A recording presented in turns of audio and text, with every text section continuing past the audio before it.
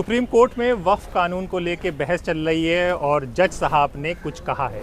उसके बाद क्या हुआ? उसके बाद फ्रेम में आ जाते हैं हिंदुस्तान के उपराष्ट्रपति जगदीप धनखड़ जी। क्या है पूरा मामला, इसको समझने के लिए हमारे सहयोगी विक्रांत यादव जी हैं। विक्रांत जी, बहस चल रही थी वक्फ पर और उस पर हमने देखा कि जगदीप धनखड़ जी का एकदम क्रोध और दूसरा रूप। देखिए, बहुत ही क्रोधित नजर आ रहे थे अजहर साहब। कल उनका जो भाषण सबने सुना, जिस तरीके का भाषण उनका था, पूरा प्योरली लग रहा था कि एक पॉलिटिकल भाषण है। बीजेपी के कार्यकर्ता, बीजेपी के नेता अगर कोई इस तरीके से बोलता तो समझ में आता, लेकिन संवैधानिक पद पर बैठे हुए, उपराष्ट्रपति का पद देश में एक संवैधानिक पद है, और उस पद पर बैठे हुआ व्यक्ति जिस तरीके से कल उनका गुस्सा सुप्रीम कोर्ट को लेकर नजर आया है, तो केवल एक बात अगर ये कहा जाए कि सिर्फ ये कहना भर बाकी रह गया कि अब देश को सुप्रीम कोर्ट की ज़रूरत ही नहीं है, सिर्फ ये कहना भर रह गया था। बाकी उन्होंने तमाम चीज़ें कही, और सुप्रीम जो गुस्सा उनका मुख्य रूप से दिखाई दे रहा था वो था कि राष्ट्रपति को क्यों कोर्ट ने कह दिया है कि आप टाइम बाउंड तरीके से अपने जो बिल उनके पास आएंगे उनको टाइम बाउंड तरीके से आपको उस पर फैसला लेना होगा। ये समझना पड़ेगा कि देश में कानून और संविधान, इससे ऊपर कुछ नहीं है। पार्लियामेंट सुप्रीम होता है, लेकिन पार्लियामेंट भी जनता से पार्लियामेंट बनता है। पार्लियामेंट अगर कोई कानून बनाता है, संसद कोई कानून बनाता है, ये बिल्कुल उसका विशेषाधिकार है, लेकिन उसकी स्क्रूटनी का अधिकार देश के संविधान ने ही कोर्ट को दिया हुआ है। तो हर एक की लाइनें बंधी हुई हैं, उनको अपनी समय सीमा पता है, सबको अपनी सीमाएं पता है।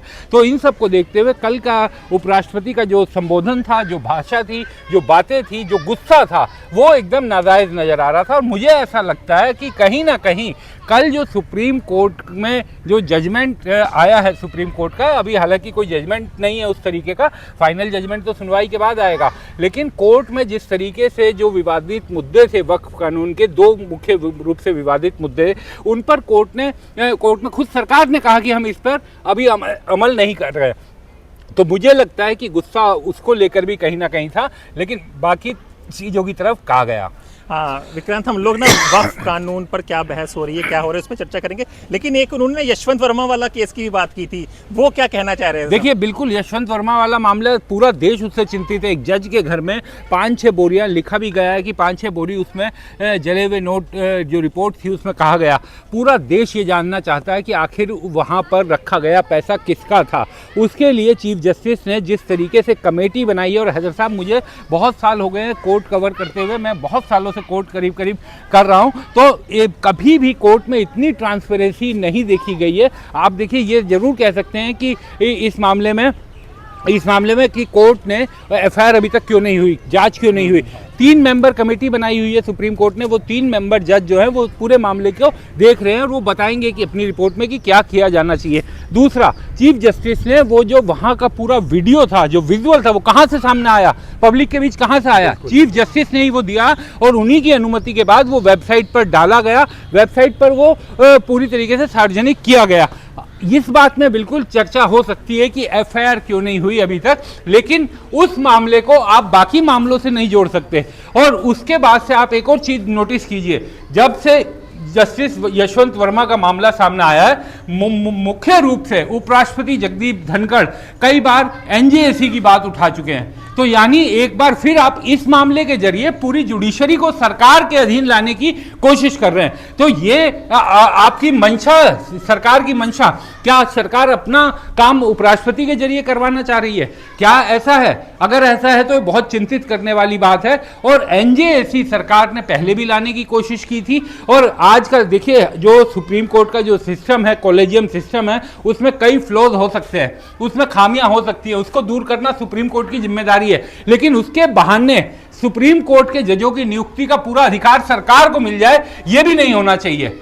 कॉलेजियम भी जो नाम रिकमेंड करती है वो सरकार के पास ही जाते हैं, वहां से अप्रूवल होने के बाद ही वो जज बनते हैं। सरकार कई बार रोकती है नामों को, कई जजों को जो कॉलेजियम से पास हुआ उस पर सरकार ने अपनी रजामंदी नहीं दी, लेकिन पूरा कंट्रोल एनजेएसी के जरिए। ये तो ऐसा नहीं है कि एक बुराई को, अगर हम एक सिस्टम में गड़बड़ी है तो उस गड़बड़ी को दूर करने की जगह एक पैरेलल सिस्टम खड़ा कर दें जो उससे भी ज्यादा खतरनाक हो। इससे बचना चाहिए देश को।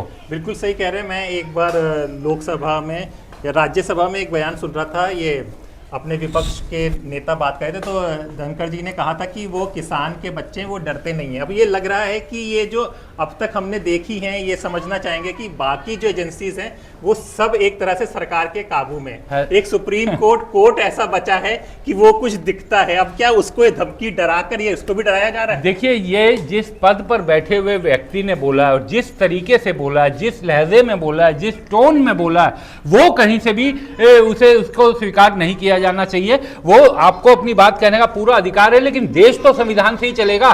संविधान सर्वोच्च है और अदालत के फैसले आपको इस कदर परेशान कर रहे हैं कि आप अब इस तरीके की भाषा बोलने लगे।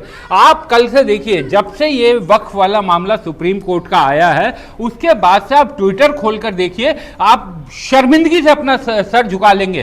सुप्रीम कोर्ट को शरिया कोर्ट ऑफ इंडिया लिख करके लोग उसे ट्रोल फैला रहे हैं लोगों के बीच में। सुप्रीम कोर्ट की गुंबद जो उसके मूल गुंबद है उसके ऊपर पाकिस्तान का झंडा लगा करके और इस्लामी झंडा लगा करके आप इस्लाम के साथ उसको जोड़ रहे हैं। शर्म आनी चाहिए कि कहां हम नफरत में अपने देश को ले जा रहे हैं। और उसके बाद अगर उपराष्ट्रपति और बाकी बड़े पदों पर बैठे हुए व्यक्तियों के जरिए इस तरीके की बातें सामने आएंगी तो निश्चित तौर पर वो जो ट्रोल जो सारी सीमाएं भूल जाते हैं उन्हें और साहस मिलता है और वो अपनी बात और मजबूत तरीके से कहते हैं। तो ये देश तो कानून के इकबाल से चलेगा, देश संविधान के इकबाल से चलेगा। और जब भी संविधान कमजोर हुआ है, देश को नुकसान हुआ है, चाहे वो इमरजेंसी का टाइम हो या फिर अब जिस तरीके से कोशिश की जा रही है, तो ये सब एकदम याद रखना पड़ेगा। सुप्रीम कोर्ट पर आप लाख सवाल उठाएं, लेकिन देश में सुप्रीम कोर्ट ही है जिसने कई बार अपने काम से, अपने फैसलों से देश के लोगों को, जनता के लोगों को राहत दी। और आज भी लोगों में एक ये उम्मीद है,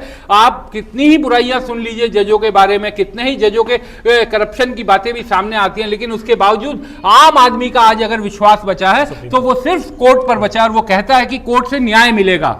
तो सुप्रीम कोर्ट में खामियां हैं, सिस्टम में खामियां हैं, उसको सुप्रीम कोर्ट को दूर करना चाहिए। लेकिन उसके अब एक छोटा सा उदाहरण मैं आपको देता हूं। सुप्रीम कोर्ट ने एक पहल की थी कि चुनाव आयोग की नियुक्ति में कमेटी बनाई गई थी टेम्परेरी, जिसमें चीफ जस्टिस को भी शामिल किया गया था। एक बैलेंस बनता कि विपक्ष के नेता, प्रधानमंत्री जी और चीफ जस्टिस ऑफ इंडिया। लेकिन सरकार कानून लेके आई, उसमें क्या किया उन्होंने? सरकार, प्रधानमंत्री, विपक्ष के नेता और तीसरे सदस्य अपने मंत्रिमंडल से प्रधानमंत्री नियुक्त करेंगे। तो आप ये बताइए कि जब दो आदमी सरकार के हो गए, सरकार के मंत्री की ये हिम्मत है कि जो प्रधानमंत्री नाम बोल रहे हैं वो नाम को विरोध कर सके, तो पूरी तरीके से सरकार का कंट्रोल हो गया। अब आप सुप्रीम कोर्ट के जजों में एनजेसी चाहते हैं, तो ये समझना पड़ेगा कि संविधान से देश चलेगा। और कुछ ऐसी चीजें, संविधान निर्माता जो थे वो बहुत समझदार लोग थे, उन्होंने बहुत सोच समझ करके संविधान में इस तरीके की प्रक्रियाएं बनाई थी, इस तरीके का इंतजाम किया था कि जितने भी सिस्टम को चलाने के पिलर्स हैं वो अपना अपना काम करें, और अगर कोई पिलर गड़बड़ी करे तो उसको दुरुस्त करने के लिए दूसरे पिलर के पास उसका इंतजाम किया गया था। तो ये सब बहुत सोच समझ के किया गया था। और अगर आपको जस्टिस यशवंत वर्मा पर गुस्सा है तो सरकार ले आए इंपीचमेंट मोशन, और करके सरकार तो बहुत मजबूत सरकार है, आपने बहुत बड़े बड़े कानून लाए हैं, तो जज के इंपीचमेंट के लिए ले आइए।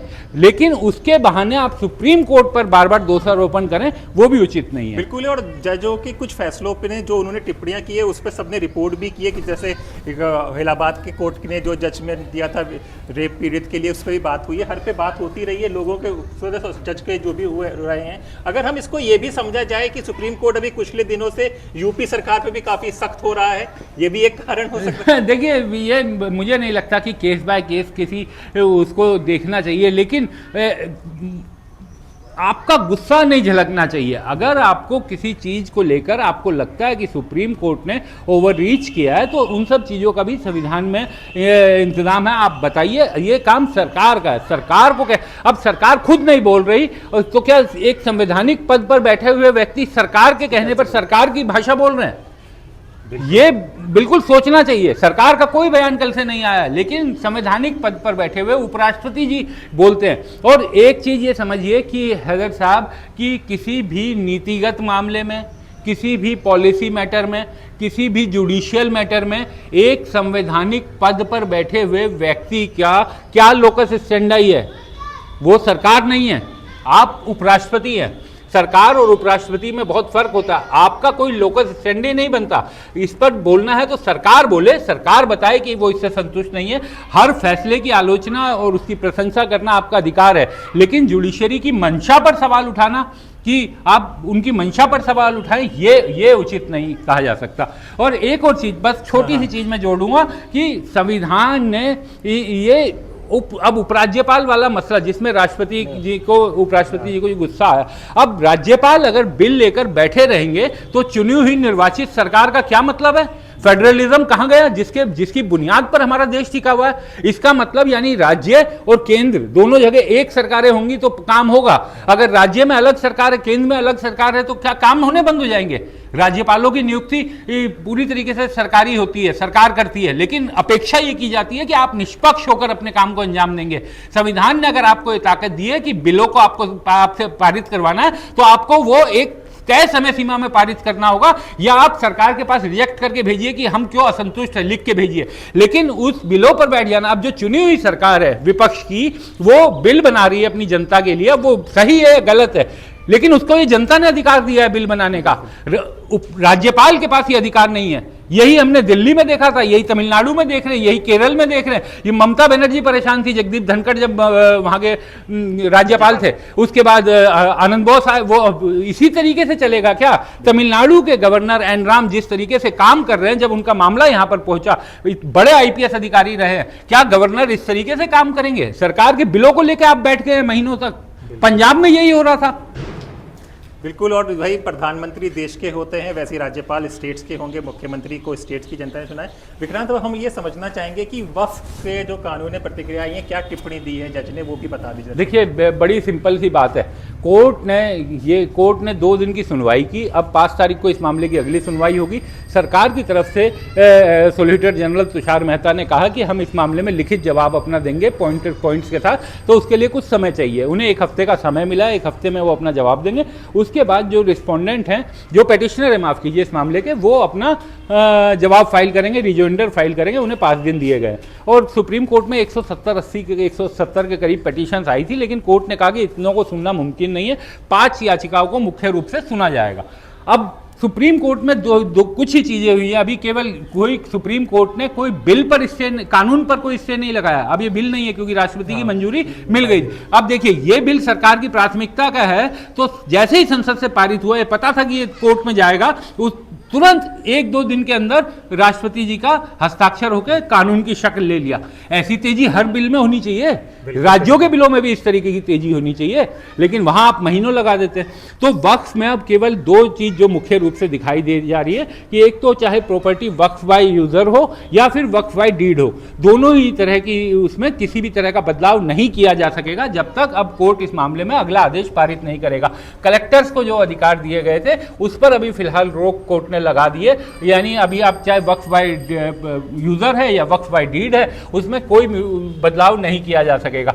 दूसरा, अब सरकार अगर ये सोचिए कि अगर इस पर स्टे नहीं लग, अगर सरकार ये नहीं कहती खुद कि हम इन जो पॉइंट्स हैं इन पर अभी इंप्लीमेंट नहीं करेंगे, तो आप समझ रहे हैं स्टे लगता, और स्टे लगता तो सरकार की क्या भद्द पिटती कि आपके कानून पर स्टे लग गया। उससे बचने के लिए सरकार ने ही ये कहा कि हम तब तक इसे लागू नहीं करेंगे जब तक इस केस की सुनवाई हो। तो आज कानून जो है वो लागू है, लेकिन जो 2-3 पॉइंट हैं विवादित, उन पर सुप्रीम कोर्ट ने रोक लगा दी है कि आप फिलहाल इन्हें प्रयोग नहीं करेंगे। तो अब कोर्ट में 5 तारीख को इसकी अगली सुनवाई होगी और उसके बाद पता चलेगा क्या करता है कोर्ट। तो 5 तारीख को पता चलेगा कि कोर्ट क्या करता है। लेकिन जो कुछ भी होगा, धनखड़ जी को गुस्सा क्यों आया आपने सुना हमसे, और भी जो कुछ होगा आपको द स्वतंत्र पर पता चलता रहेगा। अपने दोस्त हैदर अब्बास नकवी को इजाज़त दीजिए, फिर होगी मुलाकात एक नए विचार के साथ। तब तक के लिए नमस्कार।